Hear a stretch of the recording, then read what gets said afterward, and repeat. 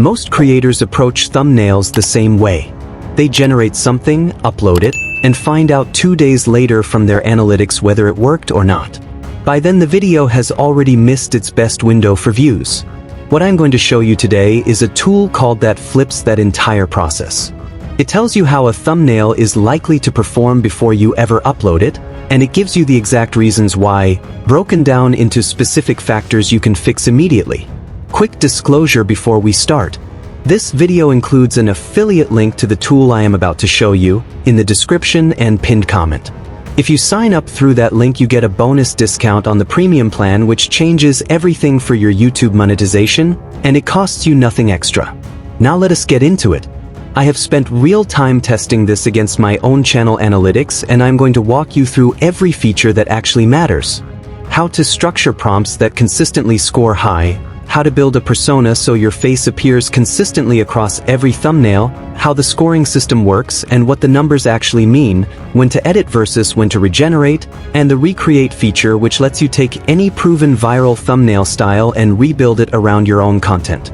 Subscribe to Padded Vibes and drop a comment telling me where you are watching from. Let us get started. Go to the link in pinned comment or using the link in the description. There is a free trial available so you can follow along with everything in this video. Once you are in the website, scroll down a bit, you will see this box where you can input your prompt and a button which says Generate My First Thumbnail. Still scroll down a bit, you will find more details about this tool. In this section, read this. Your YouTube videos don't get the views you deserve. It's not the algorithm, it's not your content, it's the packaging. If people don't click, they don't watch. Below it, you will find samples of videos that are already doing well with this same tool. Swipe left to see more. Not only that, most of your pro creators are also using this tool. Now to get started, scroll up and click on Get Started. You can log in or create an account to access the web app and start creating. You can log in with Google, log in with Discord, log in with Apple, or create a new account.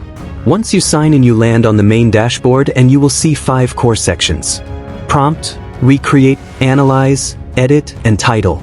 Before you generate anything, check 2 settings.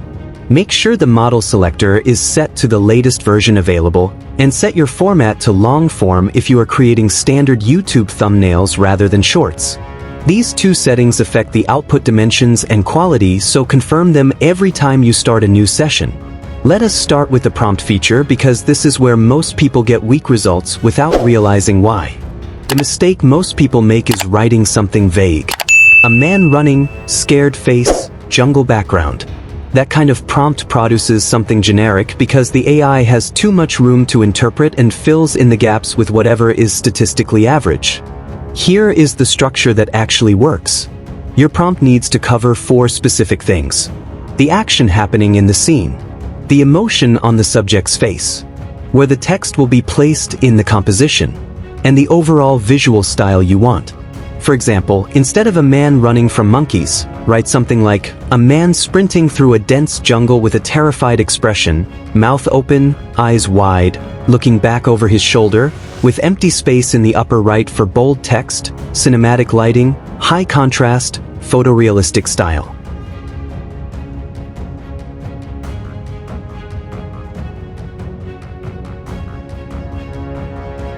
Notice the difference. Action is sprinting and looking back. Emotion is terrified, specified through facial details. Text placement is the upper right empty space. The visual style is cinematic, high contrast, and photorealistic. 4 specific instructions instead of 1 vague sentence. Once you have written your prompt, click the Enhance button before generating. This analyzes what you wrote and adds optimization language that the underlying AI model responds to particularly well. Think of it as a built-in prompt engineer reviewing your work before it goes to generation. You do not need to know what specific keywords to add. The enhanced feature handles that layer for you. Now let us talk about personas, and this is genuinely one of the most useful features in the entire tool. Click Add Persona, then Create Persona. This lets you upload reference images of a face, either your own or anyone you have rights to use, and the AI will use that exact face consistently across every thumbnail you generate from that point forward. Upload 3 images for the best results. a front-facing shot, a shot angled to the right, and a shot angled to the left. These 3 angles give the AI enough reference data to render the face accurately from different positions and expressions in future generations. Why does this matter so much? Think about any creator whose thumbnails you recognize instantly just from the face before you even read the title. That instant recognition builds trust over time, and trust translates directly into click-through rate. Viewers who recognize your face are more likely to click because they already have a relationship with your content. Personas give you that same consistency without needing to do a new photo shoot for every single video. Once your persona is set up, keep your batch size at 1 for your first generation so you can review the result properly before generating multiples. Click Generate. When the thumbnail appears, look at the top corner. You will see a score. This is the part of Pikzels that genuinely separates it from a basic image generator. Click on that score and you will see it breaks down into 5 separate metrics: virality, clarity, idea, curiosity, and emotion. Each one can be expanded individually to show exactly why it scored the way it did. If clarity scored low, it might tell you the main subject is too small in the frame or the background is too busy. If curiosity scored low, it might tell you the composition reveals too much of the story already. Here is how to read these scores. Anything around 80 or above is considered strong and ready to use. Scores between 60 and 70 need work, but are salvageable. Below 60, the recommendation is to start over with a different prompt rather than trying to patch it. If your score comes in below 80, there is a one-click fix button. This automatically applies adjustments based on the AI's own analysis of what is holding the score back. You do not need to guess what to change.